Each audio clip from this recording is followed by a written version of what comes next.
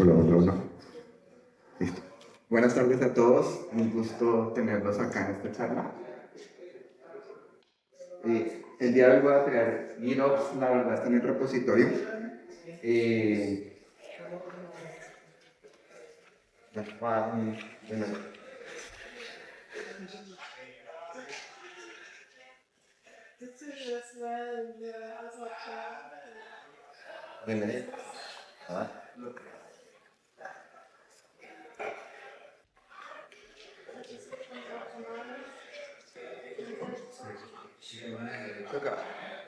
Entonces, bienvenidos el día de hoy. Bueno, me presento, mi nombre es Johan Prieto, soy el speaker.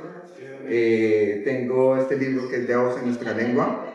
Es un libro traído de todos los conceptos de DevOps en español, está muy al lugar con la charla que tenemos hoy. Trabajo como líder de DevOps, tengo una marca que se llama Cursa Cloud. Aquí, para los que quieran seguir, tengo un podcast de tecnología. Prontamente voy a lanzar un segundo libro de Kubernetes en español, entonces están invitados si quieren escanearlo. Mientras tanto, me encanta la programación, adoro el fútbol y pues soy un gran lector. Digamos que la idea de hoy es combinar los conceptos GitOps con la práctica DevOps. Como hemos visto a lo largo de las charlas, han hablado de los temas GitOps, pero de pronto aquí voy a ir un poco más al tema filosófico. Y filosófico es porque esto es una práctica, no son herramientas. Entonces, sí hemos visto alguna, ejemplo, Flux, hemos visto algo, pero también hay algo detrás que lo que hablaron en el foro el día de hoy, de ahorita el reto no son las herramientas, sino son las personas y la forma de trabajar. Entonces, esto es algo muy interesante. Entonces, pues vamos a ver que de pronto, ¿quién conoce GitOps? Perfecto. Entonces, acá los problemas más comunes son, y como lo hemos visto cuando trabajamos en los cambios y controles manuales, siempre hemos tenido los problemas de que alguien llega, hace el cambio, pero no sabemos dónde se rastrea, qué se hizo, quién se hizo, si vaya a pasar a un ambiente aparte, pues no sé si cómo lo pueda llevar. Inconsistencias entre ambientes, todos sabemos que organizacionalmente hay muchos ambientes, entonces puedo tener QA, desarrollo, staging, producción, preproducción, entonces esos también unos problemas. El rollback, ¿quién hace rollback en tu empresa? Nadie, no lo prueba, ¿no? Sí, es el happy path, entonces uno siempre piensa que todo funciona correcto y que no tengo problemas, pero les tengo una mala noticia, los sistemas fallan. Entonces, cuando fallan hay que devolverlos, entonces siempre es lo importante.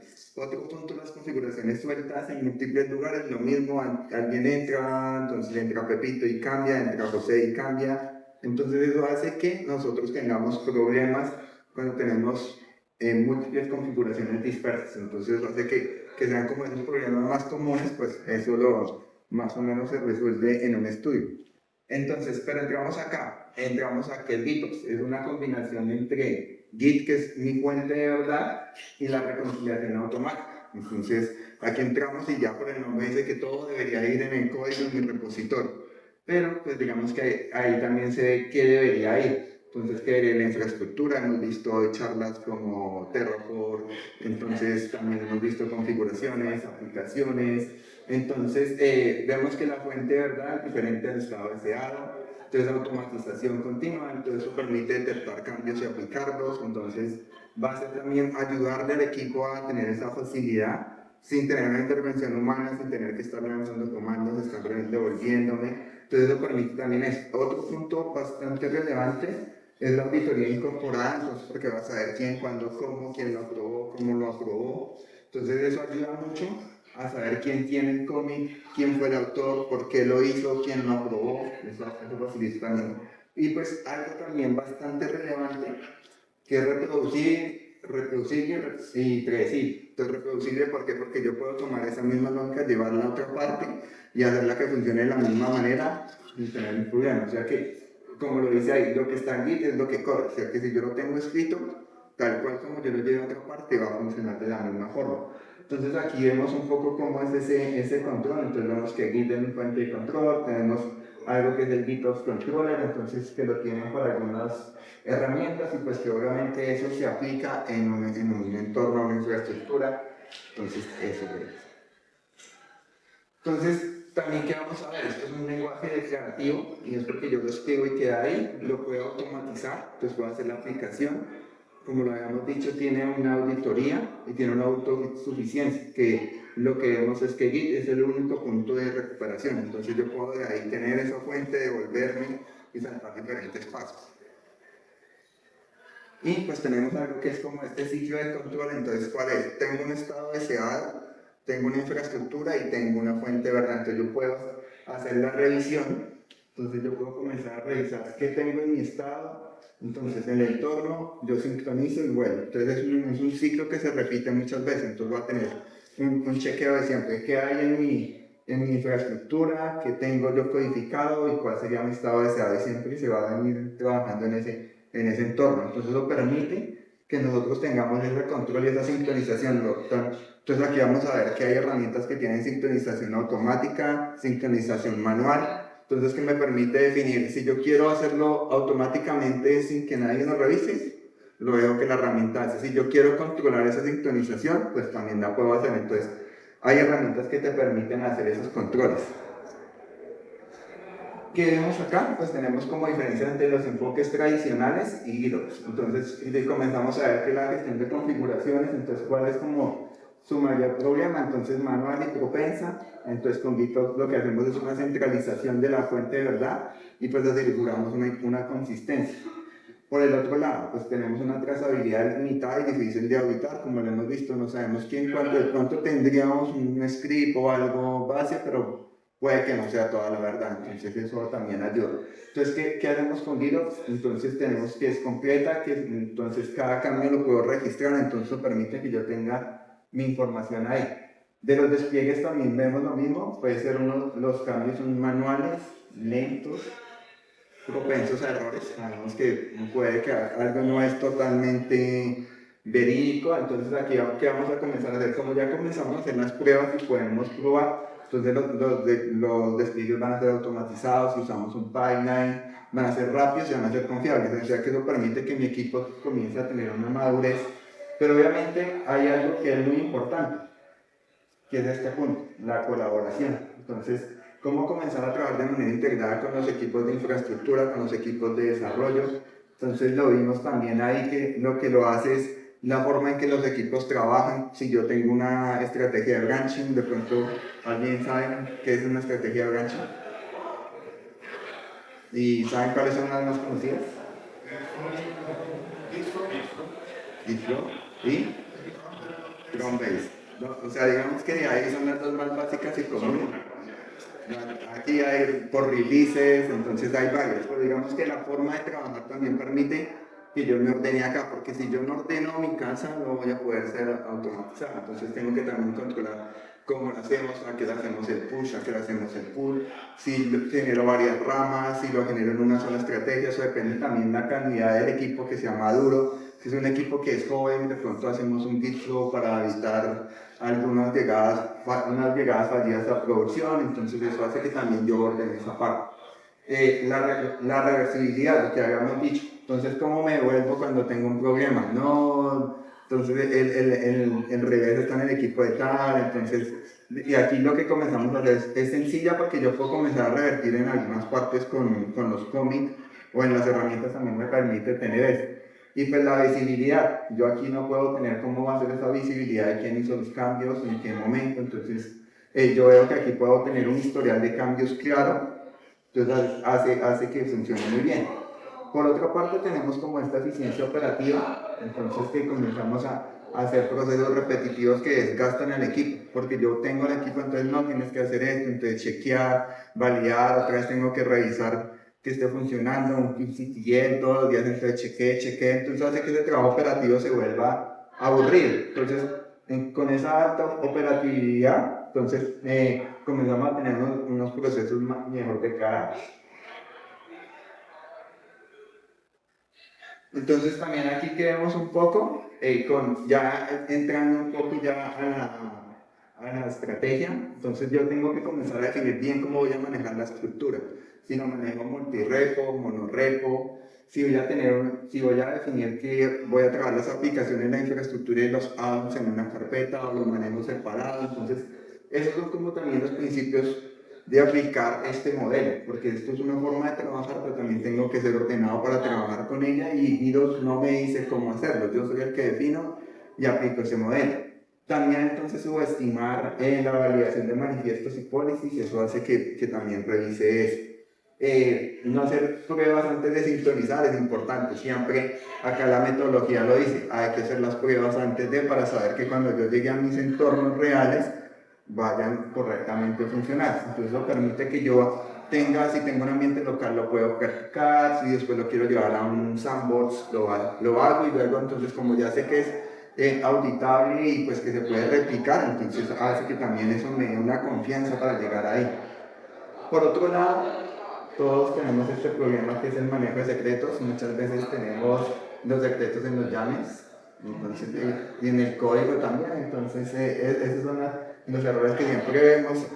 Y entonces confundir que GitOps es un CI/CD tradicional, es muy diferente. Entonces, ¿qué comenzamos a ver con algunas prácticas? Como lo vemos ahorita, los secretos, entonces podemos usar Bowl, podemos usar Socks, hay diferentes entornos o herramientas que nos permiten también comenzar a tener esa conectividad con las herramientas de secretos para no dejarlos ahí. Como lo mencionaba ahorita, una división clara entre lo que es la infraestructura y los recursos del clúster. Entonces también otra parte que es muy importante y que también la tienen es la integración de sincronización con herramientas como Slack, como Teams, donde me pueden dar un reporte, un estado de lo que yo estoy ejecutando, errores de sincronización y pues también los usos de los health checks. Entonces ignore difference porque también nos permite hacerlo así cuando trabajamos con algo. Entonces comenzamos a ver acá lo que dije en un inicio de la charla. Las herramientas cambian, los principios no. Entonces por eso vemos que yo puedo tener un concepto y desde que yo sepa aplicar el concepto, cualquier herramienta me va a funcionar. Aquí voy a hablar de 3 herramientas, solo vamos a practicar una, pero a lo que nos lleva a hacer, que los principios no van a cambiar, van a ser los mismos, solo que de pronto hoy Argo es el proyecto más usado en el entorno CNCF, pero puede que mañana nazca un nuevo proyecto o una fusión de alguno, entonces eso permite que también yo comience a mejorar y a cambiar mis procesos. Entonces hace que yo use otras herramientas, que las explore. Entonces, aquí lo que decimos, vamos, herramientas como Argo, Flux, Flip, evolucionan constantemente o pueden hacer un nuevo proyecto en el cual yo puedo implementarlo. Acá el otro tema es usar Git como fuente de verdad, la reconciliación, pues declarativo es universal, o sea, en cualquiera de las herramientas vamos a ver que el ciclo que vimos va a funcionar de la misma manera, manual, automático, entonces tengo un estado, tengo una fuente de verdad y tengo una infraestructura y hace la sincronización siempre, entonces eso hace que yo mantenga esa parte siempre actualizada. Y pues conocer algunas prácticas, como lo vemos ahorita, algunos errores comunes, cómo estructurar mi entorno, cómo trabajar con mi equipo, porque como lo he venido diciendo, esto es una forma de trabajar, no es que sea la solución a los problemas. Entonces, lo que permite ahí es adaptarse a cualquier herramienta que surja nuevamente. Entonces, hoy van a decir Argo y Flux y mañana sale Cósmico y CD y ya con eso, entonces yo ya, entonces es lo mismo. Entonces, eso permite que yo tenga los conceptos claros y mi aplicabilidad con las herramientas sea lo de menos. Entonces, saber cómo evitar y qué hacer, entonces muchas veces fracasamos porque tenemos el desconocimiento técnico y no es por la fase de diseño. Entonces, lo que hablamos ahora, desplegar sin validación, permitir cambios manuales, entonces hay una forma también de comenzar a eliminar esas prácticas que no son buenas, porque si yo sigo haciendo los despliegues y entonces no cubro esa parte de que las personas sigan haciendo los cambios manuales, no estoy haciendo nada, simplemente el más GitOps que tenga. Entonces, si yo siempre dejo que las personas entren, hagan el QAPI o cualquier otro, entonces no. Y el rollback siempre debe ir. Entonces, cometer estos errores y evitarlos, pues nos cuestan tiempo y credibilidad. Si nosotros somos una compañía que presta un servicio financiero y se cae el sistema, entonces pues es debilidad, es dinero, es tiempo, entonces eso hace que nosotros tengamos que ser mayor precavidos para comenzar a trabajar esta parte. Entonces, como lo habíamos dicho, las herramientas solo nos facilitan el trabajo, entonces no deciden por mí, el equipo es el que decide, entonces no organiza mis carpetas, yo soy el equipo debe sentarse a organizar, no define cómo vamos a trabajar, si hacemos pull, push, si trabajo con Toonbase, Bitflow, yo tengo que comenzar a definir toda esa estrategia, porque la estrategia está, pero yo tengo que decirle cómo trabajar, entonces tampoco me termina quién puede aprobar, entonces yo de parte de, tengo un equipo, entonces tengo que definir quién y cómo aprueban, entonces un pull request, cuando hagan el request entonces va a aprobar una persona, dos personas, y eso me va a permitir tener una trazabilidad de todo lo que se hace en los entornos de trabajo. Entonces si no tienes esto claro, entonces esto hace que o funcione o falle. Y cuando falla, se pierde credibilidad porque vas a traer una herramienta que no funcionó y entonces tu líder, tu gerente, el vicepresidente te va a decir, eso no funcionó, no me vuelvas a traer esto, porque pues ahí es donde se pierde la consistencia, porque ahí es donde los proyectos fallan, en la ejecución, en cómo yo lo pongo en práctica y cómo esto puede generar de que yo funcione correctamente. Entonces, como lo decíamos ahorita, entonces esto es una parte de preparación, es una parte de madurez operacional. Entonces, saber qué prácticas tengo que hacer, saber qué evitar, siempre es importante, porque siempre ya hay personas o hay equipos que han pasado por estos errores, entonces también qué decisiones tengo que tomar. Eso demuestra una madurez del equipo cuando yo saber qué no tengo que cometer, cuál es como mi ruta, de qué manera organizo mis carpetas, de qué manera trabajamos a nivel de repositorio es muy importante. Por otro lado, pues dominar los conceptos puede incluir en su propia solución. Yo puedo hacer una solución de GitOps que se llama, entonces acá dice, es como construir una casa, no compres el martillo antes de crear el plano. Entonces es por eso, entonces porque vemos que ahí lo importante es comenzar a definir cómo lo voy a trabajar y luego amoldarme a la herramienta que supla mis necesidades. O sea que eso es muy importante antes de comenzar a trabajar siempre, es revisar cuáles son mis necesidades y después si puedo comenzar a revisar cuál es la herramienta que más se me trabaja en mi espacio. Entonces, ya vamos a entrar aquí en la parte de herramientas. Entonces, primero y el más conocido, ¿quién conoce algo? Creo que todos, ¿no? No, todos, bueno. Eso está ahí. Entonces, Arco es una herramienta que es como la que más está influyente en la estrategia GitOps. Entonces, es una herramienta declarativa, despliegue continuo, tiene una UI visual e intuitiva, entonces eso dice que cuando yo la comience a trabajar va a ser bastante sencillo, entonces soporta Customize, Shell, YAMLs, pues tiene ciertas particularidades, y es un proyecto ya grabado de la ciencia. Entonces, aquí un poquito la historia para que conozcamos de dónde viene. Entonces, comenzó desde el 2018. Entonces, está diseñada para una implementación declarativa en aplicaciones de Kubernetes. Es un proyecto que ha sido una evolución de la ciencia desde el 2020. Ha comenzado a trabajar diferentes temas acá. Entonces, entró como un proyecto parte de acá. En el 2021, pues fue ya un proyecto en incubación. En el 2022 ya pues cogió fuerza y pues ya lo estamos viendo ahorita muy común, inclusive en la charla ya tiene su propio track, ya lo hemos visto en las KubeCon que hay un ArgoCon, o sea que ya tiene su propio espacio y ha tomado mucha fuerza a nivel de los eventos de CloudNet. Por otro lado, Flux, ¿quién ha escuchado Flux? Uno, dos, tres, cuatro. Es importante, este es como de los proyectos que es como la mayor competencia que tienen, entonces, pero también vamos a ver que tiene sus particularidades. Entonces, es un touch modular, entonces es un CLI, o sea que visualmente no tienes nada, entonces tienes que ser muy hábil en la línea de comandos. Entonces, eso te va bien si tú tienes todo automatizado con Python y tu equipo es muy maduro para lanzar comandos. Dices, ok, perfecto, yo la trabajo. Entonces tiene componentes separados, también trabaja con Gel y Customize, eso permite generar plantillas de trabajo, entonces hace que tu trabajo con Git sea bastante entretenido. Es un proyecto casi igual de la misma época que Argo, es del 2017. Ha venido manejándose también de la misma forma, entró como sandbox, se ha ido generando confiabilidad desde el 2022, entonces haciendo un proyecto de incubación, entonces dicen tiene muy buena forma para trabajar en el ecosistema. Ya vimos que aquí en el 2023-2024 ya tiene una opción en entornos empresariales, o sea que yo puedo llevarle a mi gerente o al CEO de la empresa, decirle tengo esta herramienta muy particular, trabaja de esta manera, trabaja por línea de comandos, pero trabaja bien. Entonces aquí ya vemos que para la época es un proyecto maduro, pues utiliza ya trabaja en producción, y trabaja en diferentes vendors, ecosistemas, GitHub, bueno, digamos que ya tiene una madurez bastante particular. Y tenemos algo que se llama Fit. ¿Alguien conoce a Fit antes de hoy? No.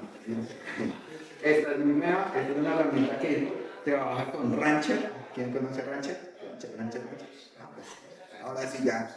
Entonces ya todos saben que Fit hace parte de Rancher. Entonces fue una propuesta que nació de una necesidad. Entonces, ¿qué vemos acá? Que entonces comienza un proyecto de Super Rancher enfocado en grandes despliegues.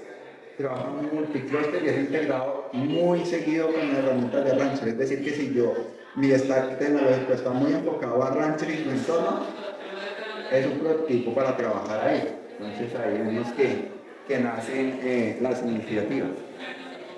Un poco de historia, como para conocer de dónde viene, por qué, que no, esto no nació ayer, sino ya lleva un tiempo trabajando, entonces nació en el 2020.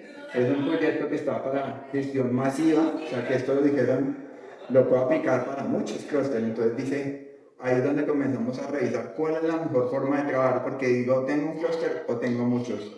Tengo mi tecnología Rancher o no es Rancher, digamos que para algunos aspectos, entonces puedo comenzar a hacer como ese árbol de decisión y tomar la decisión de qué herramientas puedo aplicar en mi entorno de trabajo. Entonces, también hace en el 2021, va comenzando a trabajar como código abierto, tiene casos bastante de multicluster, distribuidos Edge, entonces ahorita se adoptaba mucho para la gestión de cientos y múltiples Kubernetes o bueno, clusters. Y pues bueno, ya ahorita nos vamos a enfocar un poquito en algo, ya nos queda un poquito de tiempo, pero pues apenas alcanzo a hacer la demo para que todo lo... Entonces acá, ¿qué es lo importante que tiene Arc? Como lo habíamos dicho, tenía una linda y hermosa porción web, tiene su CLI, entonces trabaja con los sistemas de control, entonces el API, el controller, entonces como decíamos tiene la parte de notificaciones, puedes hacer aquí los despliegues, también tiene llamados y pues obviamente maneja toda la parte de repositorio de pull request, de juegos. Y pues digamos que para como la receta de cocina, inclusive voy a acá mencionar el workshop que tiene Fabricio que hizo en hace un momento, si no le piden el escáner de la guía que se hizo que estaba excelente, pero si digamos que aquí mi receta es tienes Minikube, tienes que y ya, entonces con eso ya puedes instalar algo si en tu máquina. Entonces porque solo creas un namespace, ejecutas este API, ejecutas este comando que te permite levantar la interfaz gráfica y tienes un árbol ya en tu máquina, sin problemas. Y costo cero, entonces porque lo lanzan localmente. Entonces es muy importante tenerlo, digamos, saber cómo usarlo. Entonces viene la mejor parte. Entonces voy a hablar aquí un poquito de algo, como en su interfaz gráfica. Entonces, ¿qué tiene? Creo que no sé muy bien. Entonces, ¿qué tiene y por qué lo hace atractivo algo?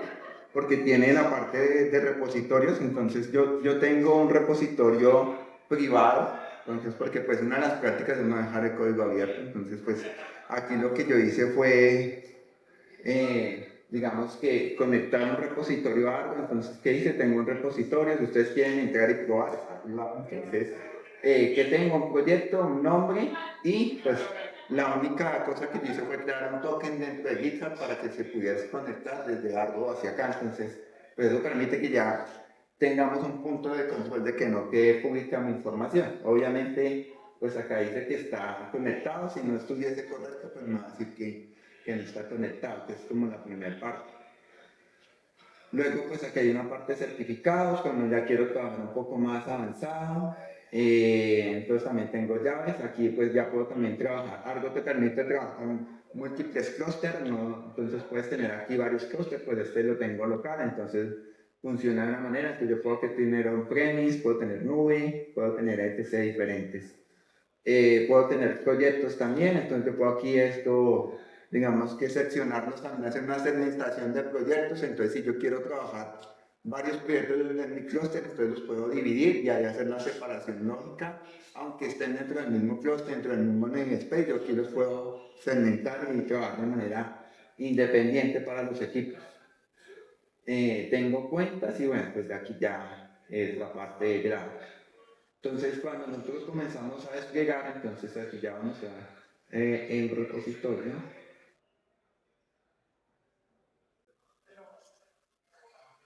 Yo creo que sí está poniendo. Entonces, ¿qué tengo? Tengo el repositorio de fuente de verdad.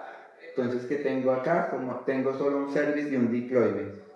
Digamos que nosotros, para los que estamos familiarizados, es algo bastante sencillo. Es un deployment en el cual tiene una réplica, pues levanta un pequeño contenedor y pues eso es como lo que se trabaja. Tiene un services, entonces aquí puedo tener acá inclusive toda la información, el puerto, lo que estábamos hablando ahorita en la sesión anterior. ¿Y qué es lo que hace? Que aquí comienza, ¿cuál es la parte acá interesante? Que yo tengo aquí ya mi aplicación. Esta cajita que está acá es una aplicación. Entonces yo, ¿cómo la sincronizo? Entonces yo tengo acá los detalles. Ya. Bueno, espero que se pueda ver un poquito. Entonces les voy comentando acá que tengo. Tengo el nombre del proyecto, como decía ahorita tenemos un defecto. Perdón. Lo tengo por defecto en default. Tengo un clúster, entonces aquí yo le digo a qué clúster quiero trabajar en esta aplicación, cuál es el namespace a cuál está asociado, el repositorio. Entonces yo aquí ya integro lo que había creado antes como fuente de verdad. Tengo una rama de trabajo y tengo un path. Este path es solamente la carpeta en la cual está mi microservicio. Como nos dimos cuenta, aquí en la parte del código yo tengo esta está dentro de una carpeta que llama despliegue, pero puede estar el nombre del microservicio, entonces compras, ventas, lo que sea. Y pues digamos que aquí ya está el status, entonces aquí ya comienza a hacerme cosas. Inclusive de lo que vemos es que yo puedo tener aquí la sincronización automática. Para esto, pues digamos que yo puedo decirle, yo solo la fuente, ¿verdad? Es la única que manipula el clúster, o sea que si alguien va a lanzar un comando no se lo va a permitir porque aquí ya lo tengo bloqueado. Entonces, ¿qué podemos ver acá? Así como de manera práctica, pues yo aquí como ya tenemos un deployment, entonces vamos a ver aquí dentro de nuestro espacio que yo tengo aquí un pod que pues él levanta en su réplica. Entonces, ¿qué puedo hacer de manera práctica? Yo puedo editarlo y puedo decir aquí que ya no quiero uno sino 3.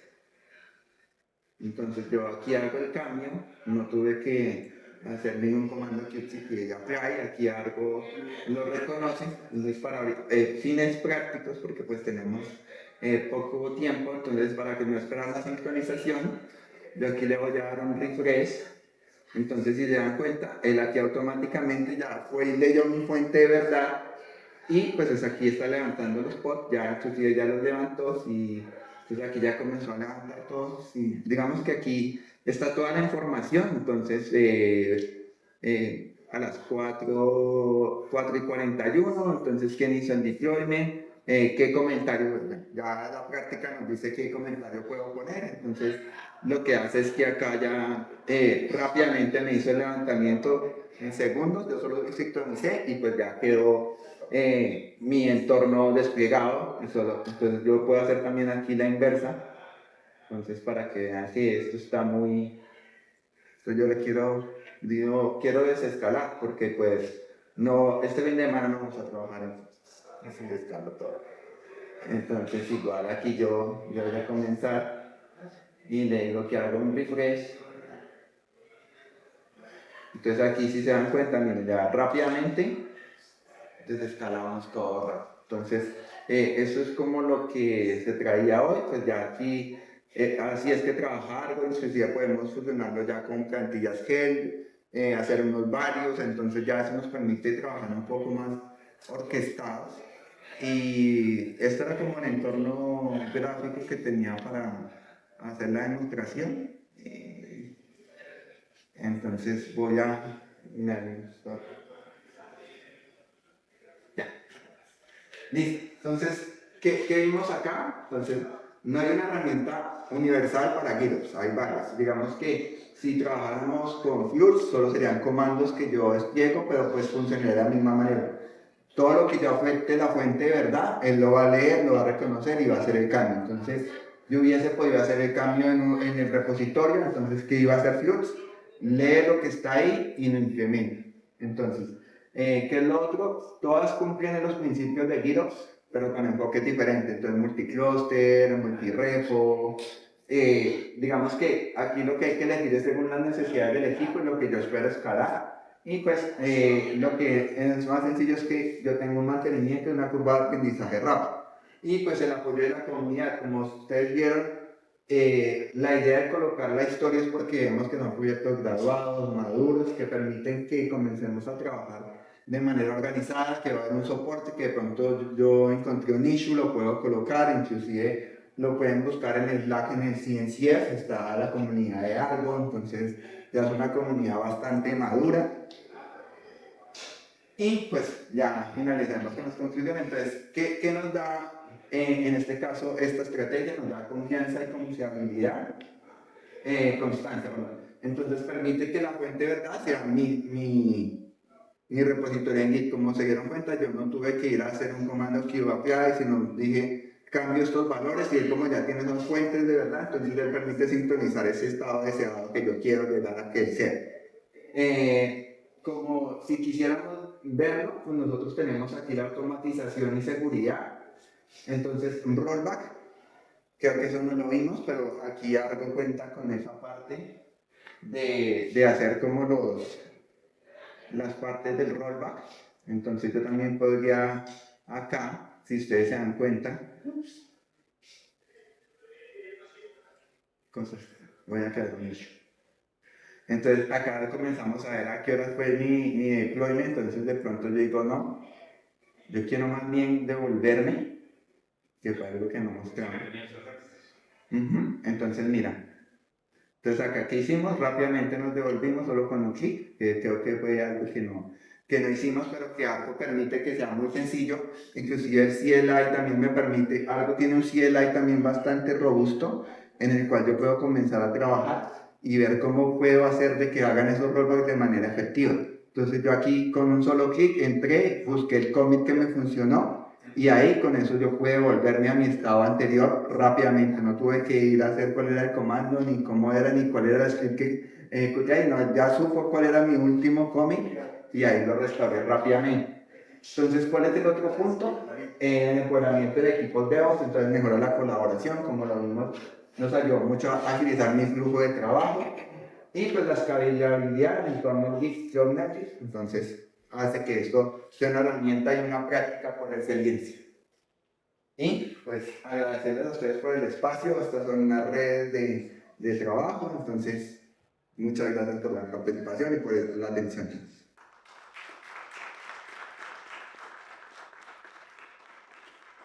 Solo tenemos pues, tiempo para preguntas o... ¿Alguna pregunta? Sí. Gracias, Johan. Una pregunta. Esto, cuando lo aplica Argo, ¿qué tipo de permisos necesita para aplicarlos en el clúster? ¿Se conectan en el API? ¿O qué tipo de configuración o qué es lo que está pasando detrás para que él, cuando le diste escalar a cero, él haya hecho el apply de ese deployment? Aquí en la parte de la configuración, si te diste cuenta, hay algo que decía clusters. Entonces ahí yo hago toda la conectividad, entonces me puede pedir una cuenta de servicio que me conecta directamente y hace ese enlace entre Argo y mi cluster. Entonces en este caso como estoy trabajando local, entonces reconoce, pero si yo tuviera uno en nube tendría que hacer esa conexión y decirle cuando yo hice la aplicación, decirle yo voy a trabajar bajo este clúster. Entonces ya tiene esa conectividad, entonces me va a permitir que de ahí para allá cualquier instrucción, él sabe qué hay que hacer, hacia dónde tengo que llevarlo. Es a través de Service Account, ¿no? Sí. No por config o algo. No, digamos que eso es por, él mismo digamos que puede ser que sí, pero él por dentro, él en su interfaz gráfica hace todas las conexiones al interior. Okay. Sí, era un poco la pregunta de cómo se compara este enfoque, por ejemplo, de provisionamientos.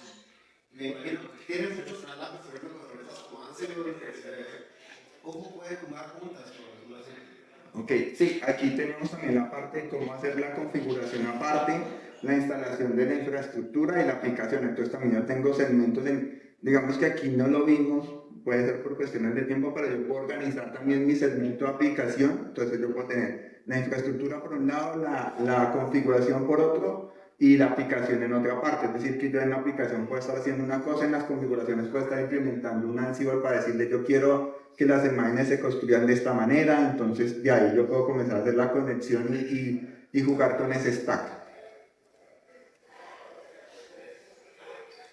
¿Qué tan importante es conocer la Git command line para usar GitOps? Eso es muy importante porque cuando nosotros, y digamos que nosotros es porque yo trabajo en el mundo de DevOps, entonces el CLI es el día a día de nosotros, entonces debería ser muy importante. Yo sé que el entorno gráfico es lindo, pero nosotros como lo vemos herramientas como Flux, que es solo CLI nativo, entonces tengo que saberlo implementar, entonces la madurez también tiene que llevar así, pero eso es muy importante dentro de los entornos CloudNet y dentro de nosotros que nos estamos formando para toda esta parte, manejar muy bien la parte de línea de comandos. Entonces Argo también lo tiene, entonces puedes sincronizar, puedes hacer los rollback de la misma manera. Así como lo vimos que yo hice un rollback con un clic, puedo hacer un rollback con un comando, entonces saber cuál es mi estado y pues de ahí devolverlo. Igual les agradezco mucho por el día de hoy, por estar acá. Corrígeme si estoy equivocado, entiendo que algo va constantemente a revisar el repositorio. Ese 3 horas es fijo, se puede cambiar. Sí, hay partes donde yo puedo configurar, por eso es importante ir conociendo la línea de comandos porque yo ahí le puedo decir, más o menos por defecto de lo que he leído son 3 minutos. Por eso dije, vamos a hacerlo manual para poderlo ver rápido, pero en herramientas puedes dejarlo en el tiempo y decir, no, quiero que lo revises cada minuto. Entonces hay comandos en donde, digamos que con Flux es muy interesante porque te deja digamos que setear ese 30 segundos, tú le puedes decir cada 30 segundos vaya, revise, chequeme qué hay, cambie, entonces eso es muy importante. Yo les iba a pedir una foto para saber qué línea voy.